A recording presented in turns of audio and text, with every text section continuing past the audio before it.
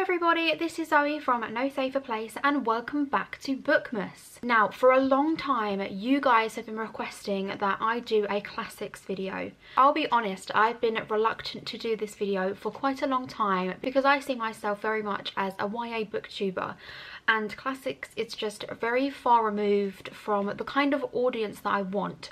But so many young adults have been messaging me, tweeting me, saying I really want to start reading classics. I personally adore classics and have done for a very long time, so I thought I would share with you not only my favourite classics but some YA retellings of my favourite classics that you can kind of dip your toe into first, see if you like the story, and then if you like the story you can go on to read the original. Now, I'd say do it this way round because quite a lot of the classics are very hard to read. My favourite has always been Shakespeare, but it took me a very long time to understand what I was reading, to really process what I was reading. And that's why I think it's always good to kind of learn the outline of a story first and then dig in. So whether you read the YA adaptations first or just have a little bit of a Google and find out the general storyline, I think that always helps. Now, I'm going to start off with one of my favourite classics, and it is definitely my favourite Shakespeare play, and it is Othello. Now, if you don't know anything about Othello, the story focuses on, surprisingly, a guy named Othello. Now, Othello is a black man, and obviously because this was written hundreds of years ago, the world was still very racist. Now, what I find most interesting about this book is that it still resonates, the story still resonates to today's society. What I'm saying is, we still live in a very racist world. The story focuses on Othello. Othello and Desdemona fall in love. They are so in love and they want to elope and get married. But obviously, because Othello is black, Desdemona's family aren't too happy about that. Now we are introduced to Iago. Iago is insanely jealous of Othello. And in all honesty, he kind of just wants to ruin his life. So he plants the seed in Othello's mind that Desdemona is being unfaithful to him. Of course, we as the reader know that Desdemona is completely in love with Othello and would never do anything to hurt him. But Othello is quite a gullible man, and his jealousy just completely overwhelms him, and things get very dark. Now, the adaptation I would advise you reading before you read Othello is New Boy by Tracy Chevalier. Now, I've never read a retelling where the story is so close to the original. Apart from this story, it focuses on an 11-year-old black boy who lives in 1970s Washington. O.C. is the only black boy in his school, and he has been to several different schools over the years. He never feels like he fits in, and he always ends up changing schools after a few months. That is until he meets Dee. He and O.C. strike up this beautiful friendship which blossoms into a relationship. And Ian becomes very jealous of O.C. and he feels like he's changed the dynamics too much at school, and he sets out to destroy him. And he does this in the same way that Iago does to Othello in the play. He plants the seed that Dee is cheating, and things spiral downhill. Obviously, the book isn't quite as intense as the play because the play is obviously for a much older audience and is based on adults, not on children. But I very much enjoyed this book and I would definitely recommend it. The next book I want to talk about is Frankenstein. Frankenstein is one of my favourites. I love science fiction classics. I'm not sure why, because I'm not keen on science fiction now, but classics I just absolutely adore. But the story focuses on Victor Frankenstein as he tries to reanimate a dead body. He succeeds in doing this, but he is not as happy as he thought he would be, and he is overcome with guilt. The Frankenstein's monster is brought to life. He discovers how he was made and how he was created and the way that he is perceived by the outside world, and he is gutted, and he sets out to seek revenge on Victor's family. Again, a very dark book, but a very good one. Now, the YA retelling of Frankenstein that I have chosen is Shell by Paula Rawsthorne. This actually doesn't come out till January 2018, but it is definitely worth the wait. It comes out in January as it has been 200 years since the original Frankenstein was written, and this obviously is an adaptation of it. The story focuses on teenager Lucy. She is cancer riddled and she's kind of accepted the fact that she is going to die. And one day she wakes in a room.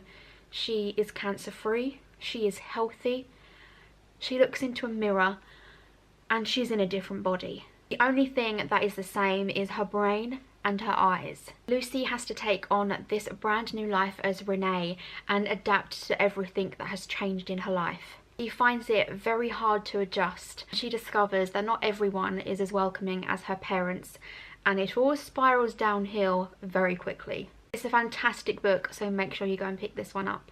My camera just died, so I have had to stop filming for about 2 hours, so if my hair looks slightly drier and my lipstick looks slightly better, it's because it's been a while. So the next classic I'm going to be talking about is King Lear by William Shakespeare. So the story focuses on King Lear. He is the King of Britain and he has 3 daughters, Goneril, Regan and Cordelia. Lear wants to give up his throne and he wants to divide his kingdom between his 3 daughters. Now he asks his daughters how much they love him, and this sets off a chain of destruction, broken relationships and darkness. It is obviously a tragedy from Shakespeare, so it is not happy in the slightest, but it is very good. The YA retelling of King Lear that I think you should all read is We Were Liars by E. Lockhart. This story focuses on teenager Cadence. She wakes up and she just cannot remember what happened last summer. Her memories are warped and she just knows that things have changed drastically. And everyone is acting differently towards her and she doesn't know why. So we go on the journey of unravelling what really happened that summer. Every summer she spends on an island with all of her family that her grandfather owns. She has 3 daughters who each have a house on the island, but they are a rich family, they are all greedy, and all 3 of the daughters want more. And that is how it relates to King Lear. But Cadence slowly regains her memories and realises what the liars have done. It is a very great thriller and I would highly recommend this book. The next one I don't have a YA retelling of, but there are a lot of abridged versions of this that I think you could quite easily read and then go on to the full transcript of it.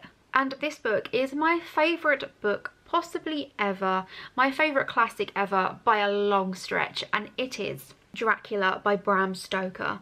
I have about 6 different versions of this book, so if you've seen me talking about this in a video, it will likely have been a different cover. Now this story focuses on a London solicitor called Jonathan Harker. He travels to Transylvania to help Count Dracula purchase an estate in England. Whilst Jonathan is there, he discovers something terrifying. He is making a deal with a vampire. So Jonathan flees the country, he is terrified, he has come into contact with more than one vampire now, and Dracula moves back to England with him. And things get very, very dark. I feel like there's a theme with all my favourite classics, that they're just very, very dark books. This one's possibly the darkest. There is a lot of death, a lot of gore. It is just fantastic. And although I found it an easy read, I think it's because I got so into the book so quickly. But I do understand that people might find this heavy, so getting an abridged version to start is definitely a good idea. Also, we're introduced to Van Helsing in this book. Van Helsing is probably one of my favourite films of all time, and obviously this was where he was created and where I first saw him. This book also started my love of vampires, so this book will always have a special place in my heart. The last one we do not need a YA retelling of because this book is only about 45 years old, but I couldn't not include it because it's still a classic. It is Sweeney Todd, the Demon Barber of Fleet Street. Now, I adore this play. I have seen it so many times. The film is one of my favourites. I love musicals, and I'm sure most of you know the story of the Demon Barber of Fleet Street. But if you don't, it is based on a character called Benjamin Barker. He has a wife and a baby, and there is a judge called Judge Turpin who is very jealous of him, and he gets Benjamin deported. Several years later, Benjamin comes back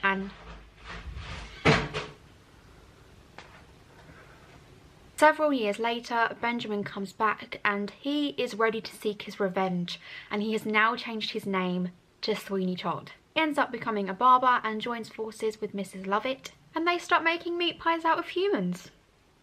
You know, usual kind of book. I have been so excited to do this video, and there are so many other classics I could talk about. I love Charles Dickens, he is one of my favourite authors, and Edgar Allan Poe, his poetry has inspired me for so long. So if you want more classics videos, I am more than happy to do so. Just let me know in the comments below if you enjoy videos like this. I hope you all have enjoyed this video. Let me know what you would like to see more of on my channel, and I hope to see you all again soon. Thank you. Bye.